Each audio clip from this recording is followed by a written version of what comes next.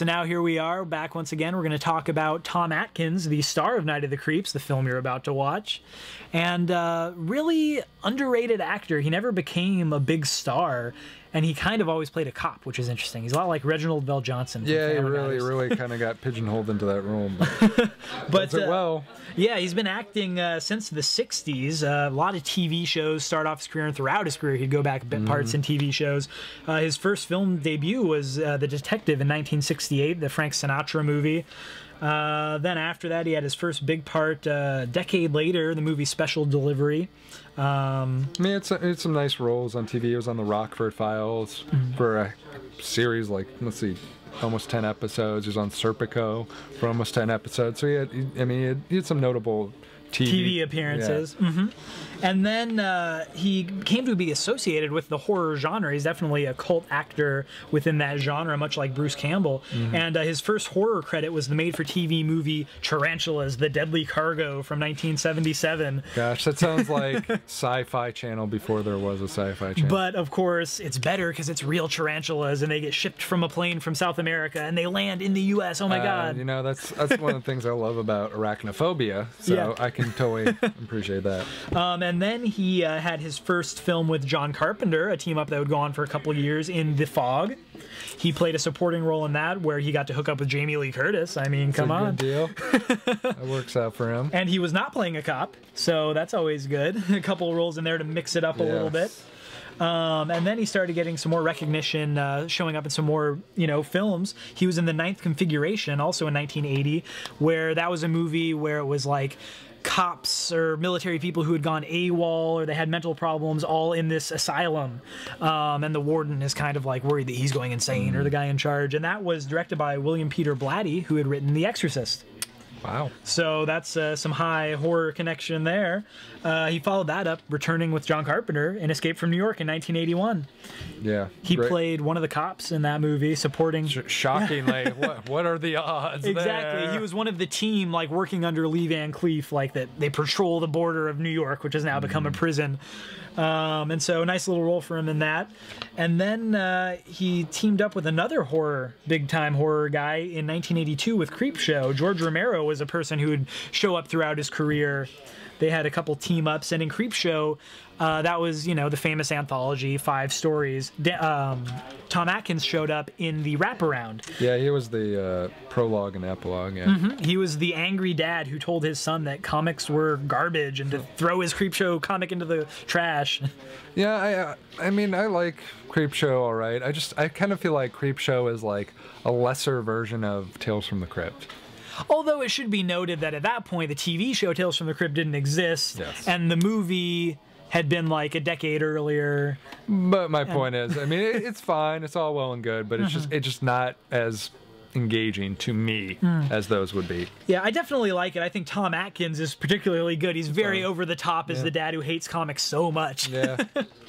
And then he had his first big lead role in a John Carpenter production of Halloween 3, which a movie that it has a cult following now, but I don't get it. Yeah. It was the movie that totally went away from the Halloween mythos by not having Michael Myers. It was about druids, pagan worshipping, Stonehenge. It was the Halloween first like things. really bad step off of the Halloween sort of series, and this is one of the reasons why I have trouble reflecting upon Halloween with as much good nostalgia as I should, because this film started a horrible downslide of those films. That's true, and it was a bad movie, but I mean, for me, like I said, a lot of fans have come out and said like Halloween 3 is really underrated, the best of the sequels. Made money. It made money, not as much as the other ones. A lot of people were taken aback that it was called Halloween 3 and had no Michael Myers. It wasn't even a slasher movie.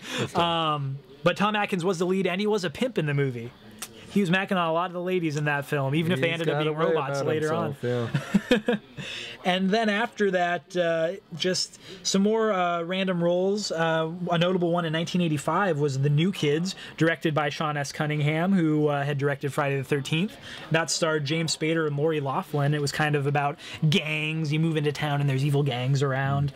But then I would say Tom Atkins' best role came in 1986 with Night of the Creeps. Of course. The film you're about to watch. Lucky you. And playing, I mean, once again, he's playing a cop, but Detective Ray Cameron is like the ultimate badass cop. I mean, every time someone has a question for him, it's thrill me. Every time he wants to know something, you know, thrill me. So great. Brandishing that shotgun. I mean, taking out creeps and zombies left and right.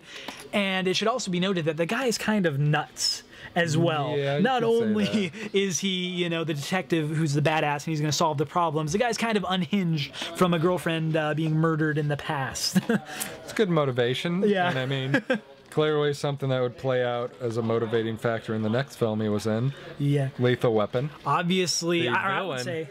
Well, he wasn't the Gary Busey was the big villain of the movie. I mean, he was a henchman for. Well, I think he was, you know, Mel Gibson's old friend who they had known in Vietnam. Yeah, I mean, that is sort of like the battle, but he's sort of a henchman.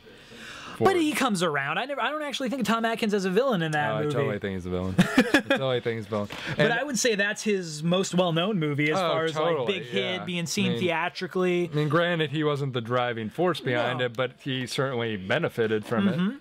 And one thing that should be mentioned, a little known fact about that, Shane Black, who wrote Lethal Weapon, was the college roommate of Fred Decker, the director of Night of the Creeps. And on the set of Night of the Creeps, Shane Black showed Tom Atkins the script and said, "I think you should play Riggs." What could have been? Yeah, and Tom Atkins' reply was, "They would never hire me to play Riggs. They're going to get some young stud to play this part." And they did, but Tom Atkins still made a nice impression. A wise man. Then after Lethal Weapon, you know, not very many big parts after that. Yeah, surprisingly, not a heck of a lot of stuff. You'd think. I think the bomb of Night of the Creeps might have played a factor in that. Not only if people saw his amazing performance. I think the fact that he was so successful with Lethal Weapon would have just merely by association gotten him more roles, but apparently not. Yeah, his next big one was Maniac Cop in 1988, and that was where he teamed with Bruce Campbell. A lot of big. You know, kind of cult actors in that movie, and, you know, cameos by Sam Raimi, and it was from the director of Maniac and the writer of Q, the Winged Serpent. I think, you know, saying next big. If you're talking about, you know, a horror guy, then his big movies are going to be the horror ones. And Maniac Cop is very fondly remembered. Not the best of the 80s slashers, but it's a solid movie, and I think a very good idea. I mean, the fact that you can you trust the cop? You go to him for help and he murders you. Oh my God. Well, I mean, for me, when I think of him, his next big role was in Striking Distance, the Bruce Willis film. Really? I mean, I'm not saying that's necessarily a good film, but that was a big film. I mean, Sarah Jessica Parker was in it too. I mean, it was Bruce Willis after Die Hard 2. You know, his star was continuing to rise. I mean, it was in terms of Bruce Willis's career, it was definitely on the lower end of that. I mean, it actually was one of the probably few that was a bomb. Oh, really? I mean, so I'm not Tom gonna. Atkins once again not catching a break. I'm not gonna blame Tom Atkins for that one, but. Nevertheless. And a couple years before that, he actually reteamed with George Romero in the anthology movie Two Evil Eyes. He played a bit part in that, once again a cop. And that was a movie where it was two Edgar Allan Poe stories, one directed by Romero, one directed by Dario Argento, put together. But once again, not very successful, but an interesting movie worth checking out. Then after that, we have some made-for-TV movies, more TV appearances. I would say, you know, it was almost 10 years before he showed up in a movie where his fans would recognize him or be looking for that kind of movie, and that was George Romero's Bruiser, which was also Romero's return to behind the camera in like 7 years.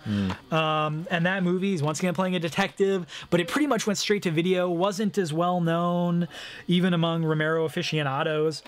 And yeah, after that, more TV, more made-for-TV movies. I remember him coming up in My Bloody Valentine remake. Yeah, that last year, and that was also a big thing that was advertised by like the director in interviews with Fangoria. He's like, "We have Tom Atkins back, and this is the Tom Atkins from Night of the Creeps and, you know, Maniac Cop.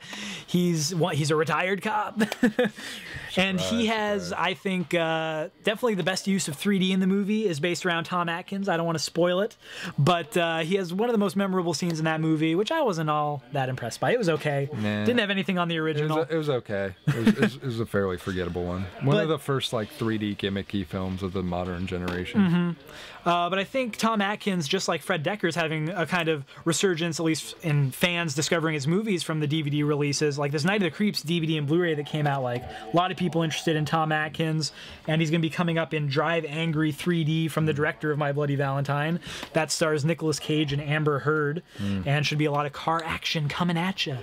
But no, that's Tom Atkins. Enjoy the film that you're about to watch, Night of the Creeps. One of his highlights for sure. Oh, definitely. And if you go to MacGuffinPodcast.com, you can find more podcasts like this every Tuesday. All of our back episodes. You can find reviews, original video content, all of our contact information. Or you can find us on iTunes, Zune, Miro, any of those things out there. YouTube. And yes. Enjoy the show. Night of the Creeps. Thrill me. T-1000 can't stop me. I'm on fire tonight. Magneto can't stop me. I'm on fire tonight. Even Zod can't stop me. I'm on fire tonight. It's tight, don't even try to bite the side style. Mr. Spock can't stop me. I'm on fire tonight. The Wrath of Khan can't stop me. I'm on fire tonight. The Borg can't stop me. I'm on fire tonight. Because I've got space game and it feels alright.